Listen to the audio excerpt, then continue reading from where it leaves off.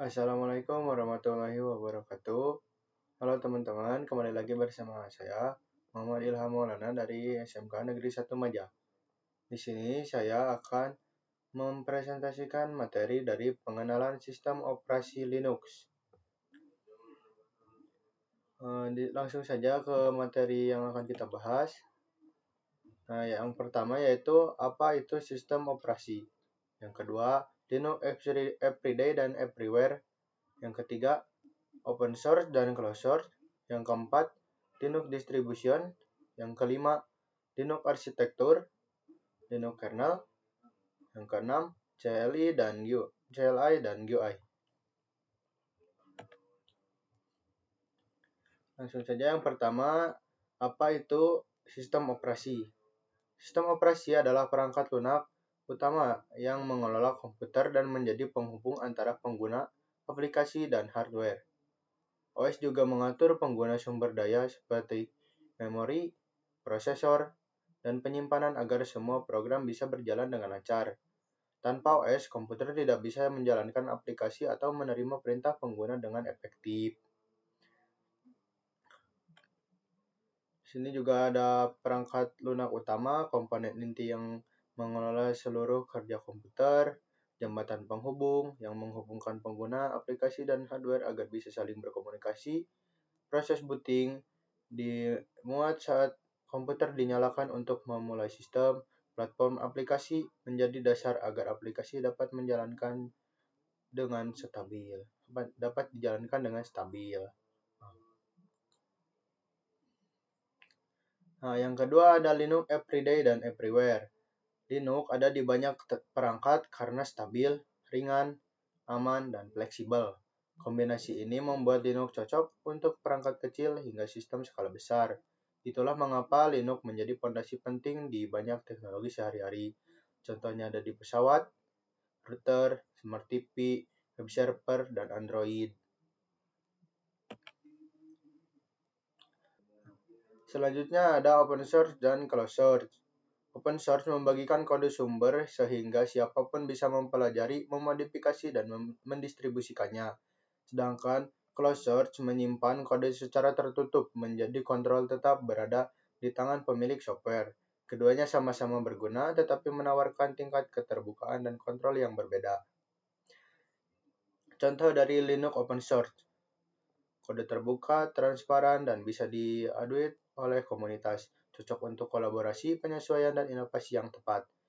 Contoh dari closed source, macOS, Microsoft, Adobe, kode tertutup dikelola langsung oleh perusahaan pemiliknya, biasanya menawarkan pengalaman yang lebih terstandar dan terkontrol yang lebih ketat. Selanjutnya ada Linux Distribution. Linux Distribution adalah sistem operasi berbasis kernel Linux yang sudah dikemas dengan perangkat lunak, pengaturan, dan alat tambahan tertentu. Tujuannya adalah membuat Linux lebih mudah dipakai untuk kebutuhan yang berbeda-beda. Ada distro yang fokus pada kemudahan, ada yang menonjolkan fleksibilitas, dan ada yang mengutamakan fleksibilitas. Contohnya ada di Debian Family. Debian Family contohnya ada di Ubuntu. Red Hat Family contohnya ada Fedora. SUSE Family ada di OpenSUSE. Selanjutnya ada Linux arsitektur atau Linux kernel. Linux kernel adalah inti sistem operasi Linux yang menjadi penghubung antara hardware dan aplikasi. Kernel memastikan semua komponen sistem bisa bekerja bersama secara efisien dan stabil. Perannya sangat penting karena kernel mengelola sumber daya utama seperti memori, proses, perangkat, dan akses keamanan. Yang pertama ada memory management. Mengatur penggunaan memori agar aplikasi berjalan lancar tanpa saling mengganggu. Yang kedua ada proses manajemen. Mengelola proses yang sedang berjalan dan membagi waktu CPU secara efisien. Yang ketiga ada device driver. Menjembatani hardware dengan sistem agar perangkat dapat dikenali dan digunakan. Yang keempat, system calls dan security. Menyediakan layanan inti untuk aplikasi sekaligus menjaga kontrol dan keamanan sistem. Selanjutnya ada CLI dan GUI. CLI atau Command Line Interface memakai perintah teks untuk menjalankan tugas di komputer. Sementara itu, untuk UI atau Graphical User Interface memakai elemen visual seperti ikon, tombol, dan menu. Keduanya sama-sama digunakan untuk berinteraksi dengan sistem, tetapi masing-masing lebih cocok untuk jenis pekerjaan yang berbeda. CLI CLI cocok untuk antarmuka berbasis teks di terminal yang memungkinkan pengguna mengetik perintah secara langsung, cepat untuk tugas teknis atau otomatisasi, cepat untuk pengguna berpengalaman atau administrator.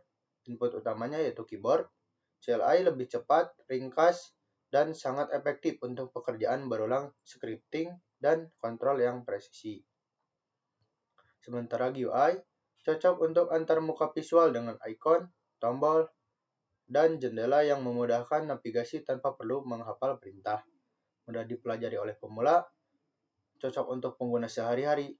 Input utamanya yaitu mouse atau touchpad. UI lebih ke visual, mudah dipahami, dan nyaman untuk pemula maupun tugas yang membutuhkan interaksi langsung. Ya baik teman-teman, segitu saja video kali ini. Assalamualaikum warahmatullahi wabarakatuh.